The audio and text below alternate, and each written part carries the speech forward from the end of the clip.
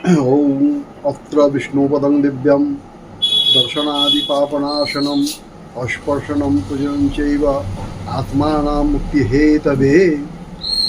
আমি শ্রী দুলাল চক্রবর্তী পিতা পার্বতী নন্দন ন্যায়তীর্থ গয়াধাম বিহার। আমরা দুই ভাই শ্রী দেবদাস চক্রবর্তী আর আমি আজ 50 বছর যাবৎ গয়াতে পুরোহিত্য কর্ম করছি।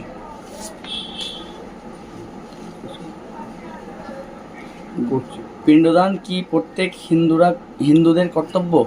গয়াতে প্রত্যেক হিন্দু পিণ্ডদান করা আবশ্যক কর্তব্য, কারণ গয়া মহাতীর্থ। এই তীর্থের প্রভাবে মৃতাত্মাদের সদ্গতি ও মুক্তিলাভ হয়ে যায়। সেই জন্য প্রত্যেক সন্তান সন্ততির আবশ্যক কর্তব্য যেন নিজের পিতৃপুরুষদের মুক্তি দেয়, কারণ মুক্তির 4টে পথ বলা হয়েছে শাস্ত্রে, তার মধ্যে গয়া শ্রাদ্ধও আছে। গয়াতে পিণ্ডদান করলে পিতৃপুরুষগণ ব্রহ্মলোকে বাস করে, ব্রহ্মত্ব প্রাপ্তি হয়। সেই জন্য গয়াতে পিণ্ডদান প্রত্যেক পুত্রেরই আবশ্যক কর্তব্য, যাতে তার পিতৃপুরুষরা যেন ব্রহ্মত্ব লাভ করতে পারে। প্রত্যেক সন্তানেরই কি গয়াতে পিণ্ডদান করতে পারবে? প্রত্যেক সন্তানের আবশ্যক কর্তব্য গয়াতে পিণ্ডদান করা। 4 ভাই হলেও 4 ভাইয়েরই আবশ্যক কর্তব্য।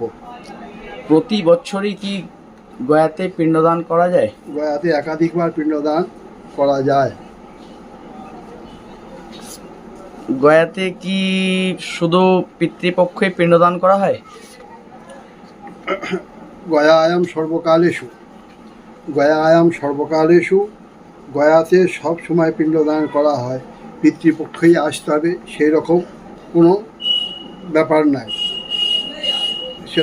ব্যাপার নয়। এমনকি গয়াতে সূর্যগ্রহণ, চন্দ্রগ্রহণ, মলমাস আদিও পিণ্ডদান করতে বাধা নেই। গয়াতে পিণ্ডদান কি ভারত সেবাশ্রম সংঘের মাধ্যমে সুবিধা হয়? ভারত সেবাশ্রম সংঘ অন্তর্রাষ্ট্রীয় সেবা প্রতিষ্ঠান। এই আশ্রম সর্বত্যাগী সন্ন্যাসীগণের দ্বারা সঞ্চালিত।